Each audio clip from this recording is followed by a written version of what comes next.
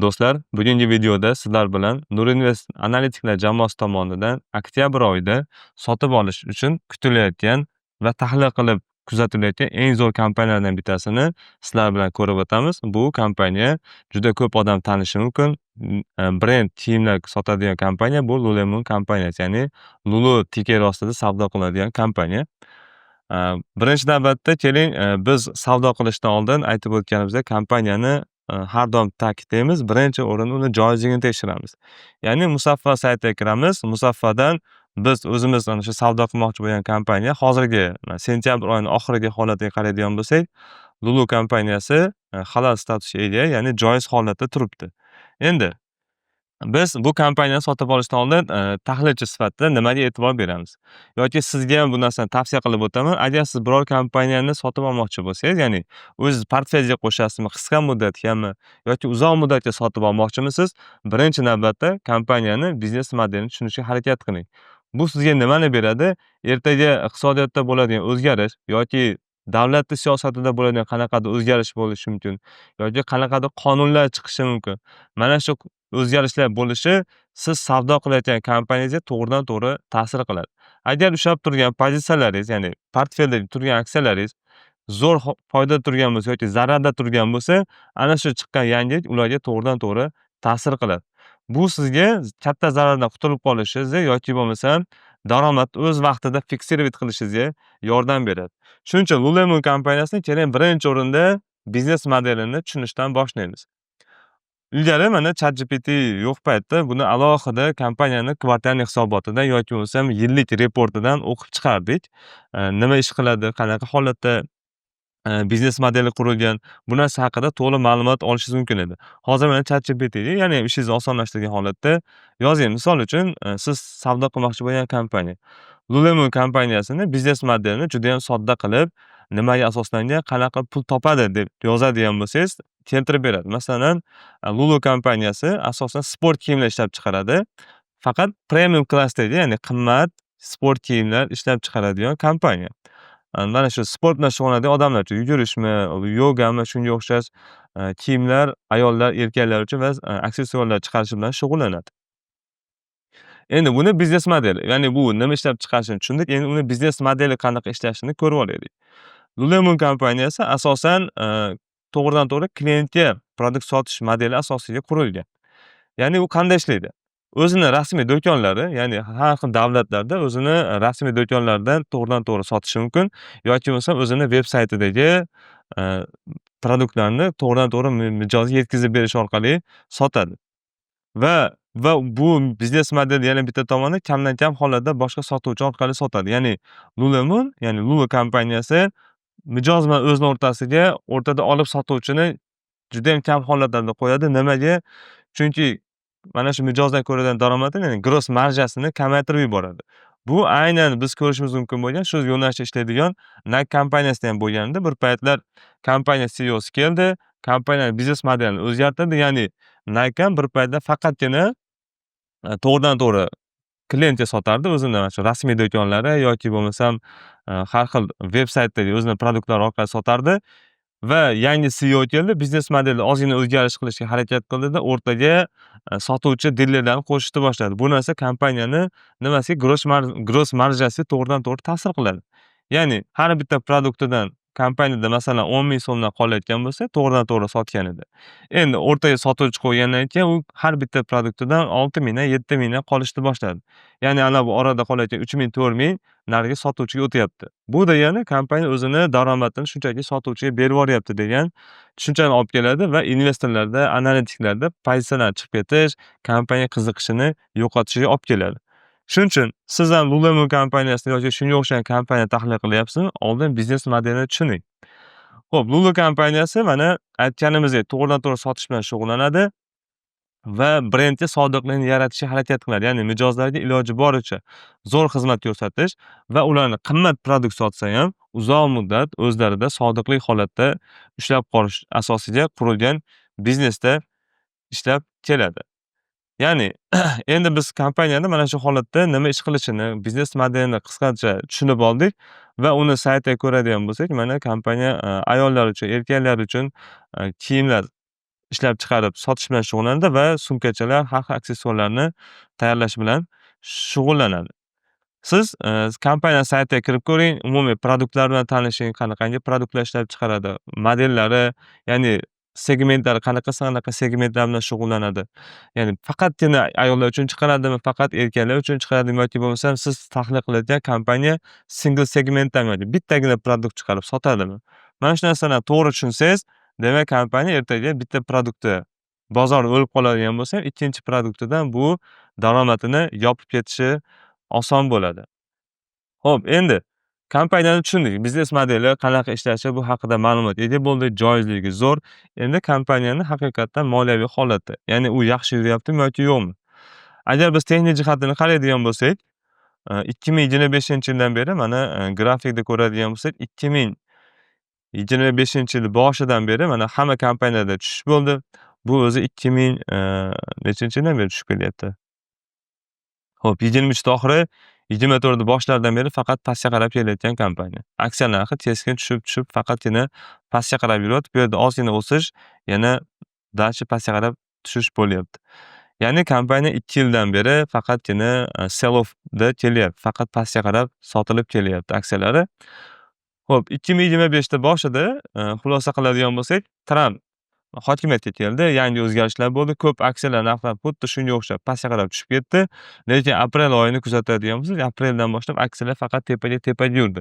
Lekin negadir Lululemon mana Lulu aksiyasi ko'tarila olmayapti. Shuning uchun bu qanaqadir muammo bilan anchagina o'ralashib qolgan. Endi bu kompaniyani moliyaviy holatini ko'ramiz. Qanchalik moliyaviy baquvvat yoki yo'q. Guru Focus saytini ishlatadiganlar bo'lsa zo'r. Agar ishlatmaydigan bo'lsangiz, bir marta ishlatish bu o'zi pulli sayt, ishlatishingiz mumkin bo'ladi 3 martagacha. Hop, saytga kiramiz. Lululemon kompaniyasi hozir aksiyasi narxi $176 atrofida yuribdi. P/si 11 atrofida ekan, PB'lar 478, market cap 20 milliard atrofidagi kompaniya.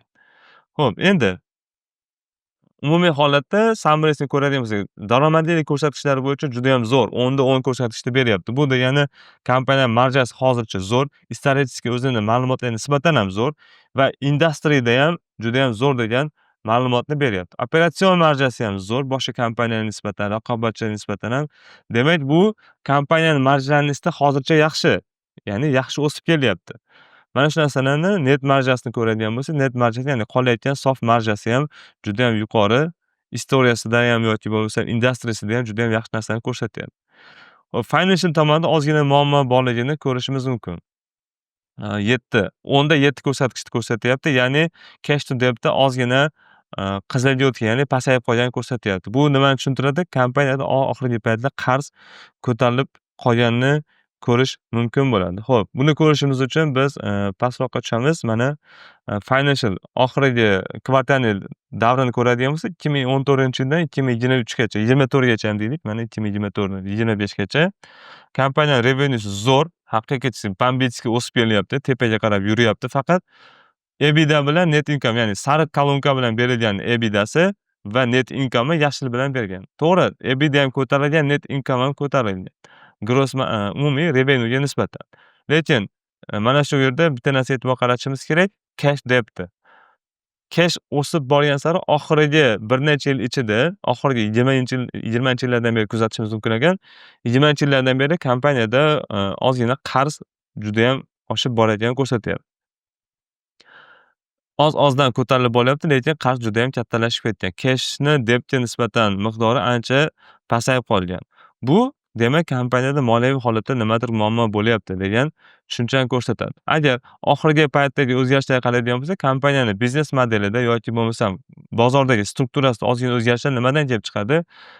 Konkurentlari bozorda kengaytira olmasligi yoki bo'lmasam narxlardagi o'zgarishlar keltirishi mumkin. Ya'ni inflyatsiya oshib ketganda kompaniya narxiga to'g'ridan-to'g'ri ta'sir qiladi.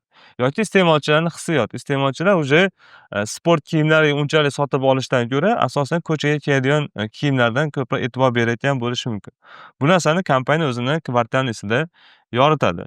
Xo'p, buni ChatGPTdan so'rab, men oldindan yozib qo'ygan. Demak, oxirgi paytda aksiya narxi tushib boryapti degan narsaga ChatGPT xuddi ana shu kvartalniy hisobotdan yoki yillik reportidan olib bergan ma'lumotlar. Yomon moliyaviy hisobotlar, ya'ni o'zini expectationlarni urib bera olmayapti.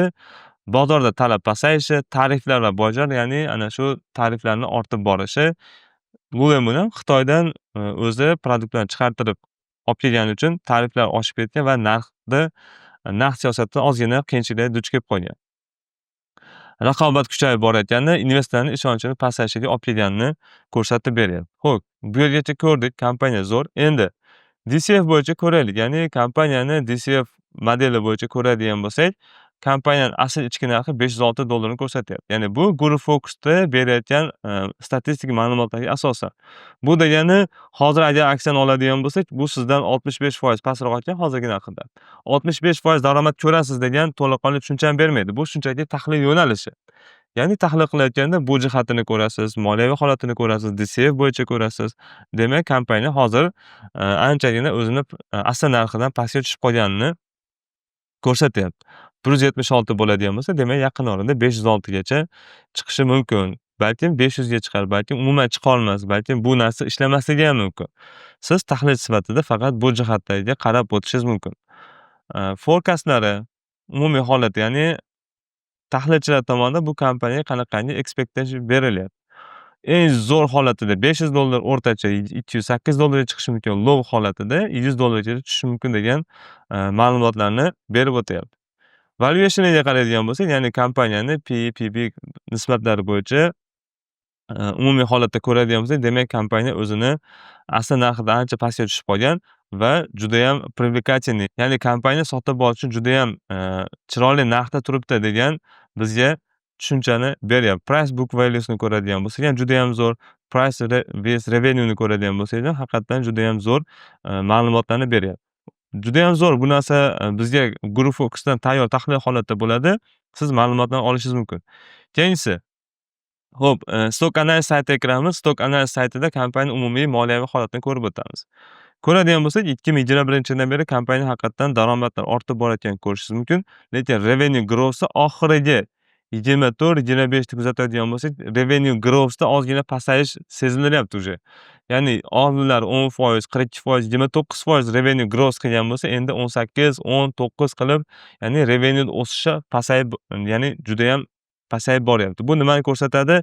Demak, oldingi ma'lumotlarda ko'rganimizdek, kompaniya haqiqatan sotishda qanaqadir muammolarga duch kelyapti. O'sha muammolarni hal qiladigan bo'lsa, demak, bu kompaniyada o'sish yuqori holatda bo'lishi mumkin. Xo'p, endi EV/EBITDA degan enterprise value bilan EBITDA nisbatini ko'radigan bo'lsak, kompaniya o'zini maksimumlarida bir vaqtlar bu kompaniya EV/EBITDAsi 53 atrofida koeffitsient bilan savdo qilingan, juda ham zo'r va hozir kompaniya 7 koeffitsiyentga tushib qolgan. Bu kompaniya yana ham привлекательный qiladi. Investorlar uchun ham, analitiklar uchun ham juda ham chiroyli, o'ziga tortadigan, ya'ni financial valuation holatida turibdi degan ma'lumotni beradi. Va keyinchalik bu kompaniya mana shu narxga yana qaytib chiqishi mumkin. O'zini oldingi qiymatiga chiqishi mumkin. Faqat bu yerda bitta muammo, o'zini ana shu muammolarni hal qiladimi, yo'qmi degan narsani kuzatishimiz kerak. Endi texnik jihatidan ko'radigan bo'lsak, kompaniya haqiqatan zo'r. Texnik jihatdan ko'radigan bo'lsak, hozir juda ham kuchli bo'lgan support zonaga kelgan. Juda ham kuchli support zonaga kelib qolgan va buni biz haftalikda ko'radigan bo'lsak, kompaniya o'zini исторически mana bu joyda qachon ekan, 2018-yillardagi juda ham kuchli yorib o'tgan zonasiga, ya'ni zerkalniy уровеньga kelgan, 160, 159 atrofidagi. Bu sizga nimani beradi? Kompaniya haqiqatan ham undervalue'ga o'tib qolgan, juda ham zo'r. Moliyaviy holatlari yaxshi, faqat muammosini hal qilish bo'yicha bizga решение berish kerak. Agar mana shu oktyabr oyida odatda ko'pchilik biladi, fundamental tahlil bilan texnik tahlil bir-birini поддержка qiladi. Kompaniya texnik jihatdan juda ham yaxshi holatda turibdi. Juda ham kuchli bo'lgan zonaga keldi. Endi kompaniyadan biz nimani kutamiz? Fundamental qanaqadir поддержка kelishi kerak. Agar ana shu muammolarni hal qilish bo'yicha qanaqadir CEOsini ma'lumotlarni kutadigan bo'lsak, yaxshi решение beradigan bo'lsa, bo'ldi. Bu kompaniya endi biz o'zimiz taxmin qilayotganimizdek, agar shu joydan hisoblaydigan bo'lsak, o'zini oldingi gapini yopib beradigan bo'lsa, taxminan 100%, 150% yoki mana bu joygacha ko'radigan bo'lsak ham, kompaniya bizga taxminan necha foiz berishi mumkin? 80% atrofida daromad olishimiz mumkin ekan. Endi bu bizni ko'rayotgan taxminimiz. Ya'ni hozir buni aksiyani sotib oling deb biz tavsiya qilmayapmiz. Faqat tahlil sifatida ko'ring. Mana shunaqangi etaplardan o'tkazib tahlil qiladigan bo'lsangiz, sizni ham kompaniyani topishingizda, tahlil qilishingizda ushlab o'tirishingiz uchun to'laqonli asoslaringiz bo'ladi. Bu tarkibdagi bunaqangi yo'nalishdagi videomiz mana birinchi marta boshladik. Bu yangitdan qilinayotgan yangicha rubrika, yangicha yo'nalish. Agar mana shunaqangi tahlil qilish yo'nalishimiz sizga yoqayotgan bo'lsa, agar yoqadigan bo'lsa, video to'liq ko'rib chiqqan bo'lsangiz, fikringizni, mulohazalaringizni izohda qoldiring. Yana qaysi jihatga ko'proq e'tibor beraylik yoki mana shu tartibdagi tahlil sizga yetarli bo'ladimi? Qaysi ma'lumotlarni berishimizni xohlardingiz? Fikringiz juda ham muhim bo'ladi. Ya'ni keyingi videolar yana ham kengroq, ma'lumoti boyroq bo'ladi. Demak, video yoqqan bo'lsa, layk va podpiskani unutmang. Keyingi videolarda biz bundan ham kuchliroq kompaniyani tahlil qilishga harakat qilamiz.